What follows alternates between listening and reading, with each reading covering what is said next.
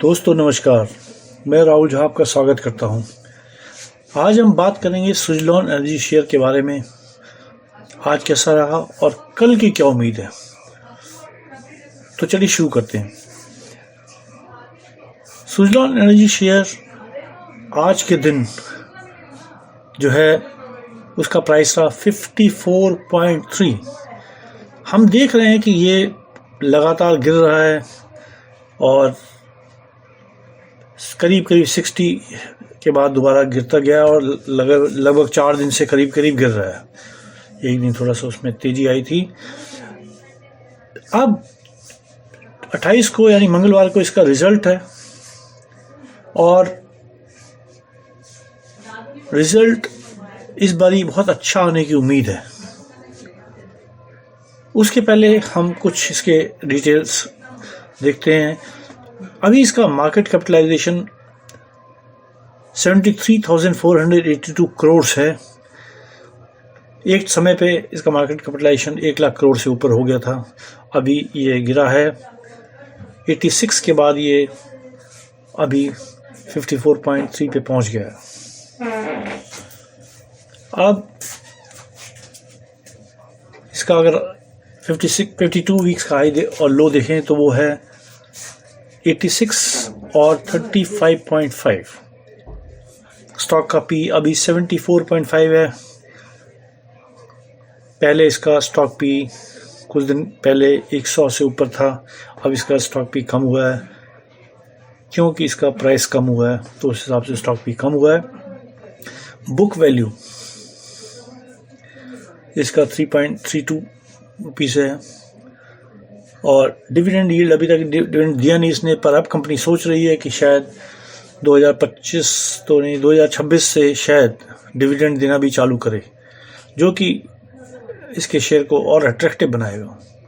ROC देखें तो 24.9% है, आरओई 28.8%।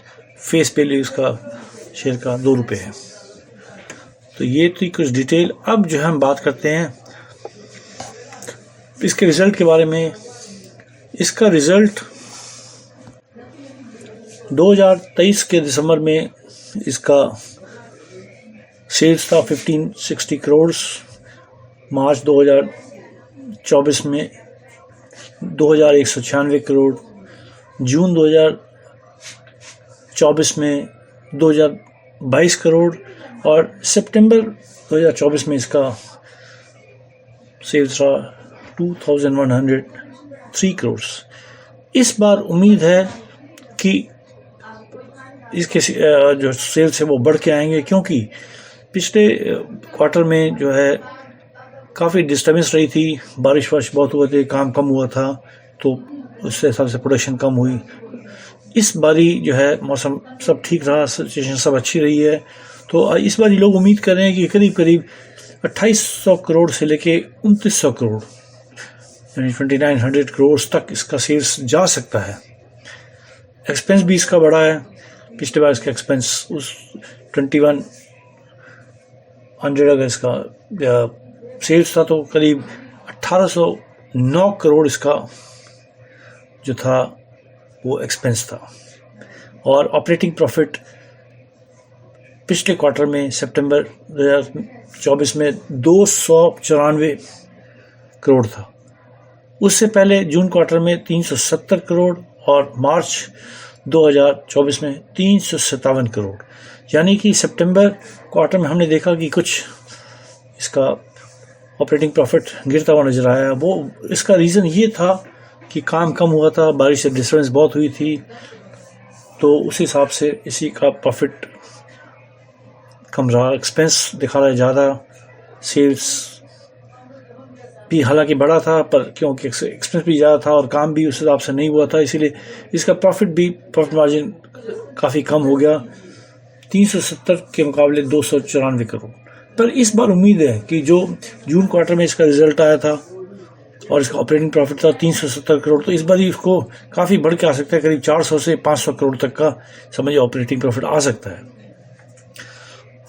और अब नेट प्रॉफिट अगर देखें वैसे तो नेट प्रॉफिट इसका पिछले दिसंबर क्वार्टर में 203 करोड़ था मार्च 2024 में 254 करोड़, जून 2024 में 302 करोड़ और सितंबर 2024 में 201 करोड़, यानी समझिए आप 100 करोड़ का कमी था उसमें। वही रीज़न वही है कि क्योंकि डिसरप्शन बहुत था बरसात की वजह से, इस वजह से इसका जो नेट प्रॉफिट भी था कम दिखाई दिया, 300 से 2 गिर के 201 करोड़ दिखाई दिया। पर इस बारी उसी 302 करोड़ के हिसाब से अगर हम प्रॉफिट देखेंगे तो इस बारी उम्मीद है कि 350 से 400 करोड़ तक का प्रॉफिट दे सकता है, क्योंकि इसको काम भी ज़्यादा मिला है और काम भी नए काम मिले हैं और उसका उस हिसाब से काम भी बढ़ रहा है। तो उस हिसाब से प्रॉफिट भी इसका इस बारी उम्मीद है, जहाँ तक मेरी अपनी उम्मीद है, करीब करीब 400 से 500 करोड़ के बीच में प्रॉफिट होना चाहिए। अब देखें आगे क्या रहता है। तो अब बात करेंगे कि इसका आगे कैसा इसका परफॉर्मेंस रहने की उम्मीद है। तो अभी जिस हिसाब से गिर रहा है और काफ़ी गिर गया है, 54.3 पे पहुंच गया है। हमने देखा है कि 53 के आसपास पहुंचने पर ये बाउंस बैक करता है।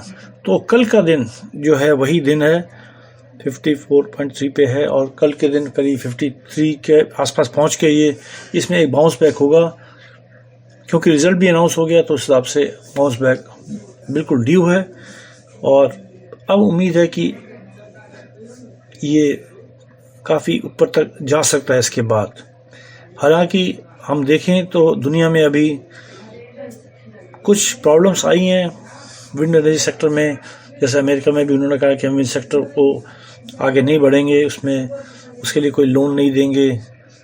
तो वो कुछ डिप्रेसिंग न्यूज़ है। पर सवाल है कि अगर अमेरिका वाले इस विंड एनर्जी को ज़्यादा प्रमोट नहीं करना चाहते हैं तो इंडिया में इसकी ज़रूरत है। चाइना एक ऐसा देश हम देख रहे हैं कि सबसे अभी आगे बढ़ा हुआ देश है, उसमें विंड एनर्जी का जो कंट्रीब्यूशन है बहुत ही ज़्यादा है और ये अच्छी एनर्जी है, पॉल्यूशन नहीं है इसके अंदर और जहाँ भी हवा है वहाँ पे आराम से इसको लगाया जा सकता है। इंडिया में भी इसका बहुत अच्छा स्कोप है, क्योंकि हमारे पास जो सी कोस्ट हैं बहुत अच्छे, गुजरात से लेके पूरा पेनिनसुलर इंडिया, बंगाल तक जो है और उसमें बहुत अच्छा स्कोप है विंड एनर्जी को यूटिलाइज करने का। तो इसीलिए भारत में इसका कारोबार तो आगे बढ़ता ही नज़र आ रहा है, क्योंकि रिन्यूएबल एनर्जी सेक्टर में गवर्नमेंट का टारगेट है 500 गीगावाट का टारगेट इन्होंने 2030 तक रखा है, जिसमें विंड एनर्जी का भी कंट्रीब्यूशन काफ़ी अच्छा होने का चांस है। होगा ही, होना ही पड़ेगा, उसके अलावा गुजारा नहीं है, क्योंकि कोयला या तेल से या गैस से जो बना रहे हैं उसे बिजली, वो से पॉल्यूशन बहुत ज़्यादा है और उसको कम करने की ज़रूरत है। तो भारत जैसे देश में जहाँ पे आबादी बहुत है और पॉल्यूशन भी बहुत है, तो उसको कम करने का यही तरीका है। और आगे हम देखेंगे कि इसमें आगे बढ़त ही बढ़त दिखाई देगी। अभी सरकार ने ये भी फैसला किया कि जो भी विंड एनर्जी प्रोड्यूस करेगा उसको उसका स्टोरेज कैपेसिटी भी साथ में जो है देना पड़ेगा। तो इसका मतलब ये है कि विंड एनर्जी के साथ साथ स्टोरेज कैपेबिलिटी के लिए भी गवर्नमेंट या जो भी कंपनी बनवा रही हैं वो स्पेंड करेंगी। तो अभी इसका मतलब है कि सेल्स बढ़ेगा, काम बढ़ेगा और प्रॉफिट मार्जिन भी बढ़ेगा। तो मुझे पूरी उम्मीद है कि अब, हालांकि दुनिया में कई जगह इसको नेगेटिव न्यूज़ भी इसके आई हैं, पर इंडिया के पास कोई ऑप्शन नहीं है। इंडिया को ये बनाना ज़रूरी है। सोलर एनर्जी, विंड एनर्जी ऐसा सेक्टर है जिसमें भारत को आगे बढ़ना ही पड़ेगा, इसके बिना गुजारा नहीं है। और एक्सपोर्ट देखें तो सोलर एनर्जी का एक्सपोर्ट हम सिर्फ 2% का एक्सपोर्ट है यूएसए में या और कंट्रीज़ में। तो वो एक्सपोर्ट थोड़ा सा ज़रूर उसमें प्रॉब्लम आ सकती है, पर सोलर एनर्जी का ज़्यादा से ज़्यादा काम भारत के अंदर ही है, तो इसीलिए इस पे कम इफ़ेक्ट पड़ेगा।